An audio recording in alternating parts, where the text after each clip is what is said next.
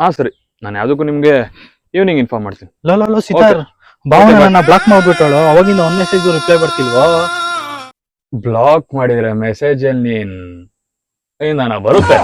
Low ಸರಿ ಬಿಡೋ, ಅದಕ್ಕೆ ಯಾಕೆ ಅಳ್ತ್ಯಾ? ಅವಳಿನ ಬ್ಲಾಕ್ ಮಾಡಿದಾಳೆ ಅಂದ್ರೆ ನಿನ್ ಲೈಫ್ ಅಲ್ಲಿ ಟ್ರಾಫಿಕ್ ಕಮ್ಮಿ ಆಯ್ತು ಅಂತ ಖುಷಿ ಪಡು. ಓ, ನಿಂಗೆ ಇದು ಜೋಕ್ ಅನ್ಸ್ತಿರ್ಬೋದು.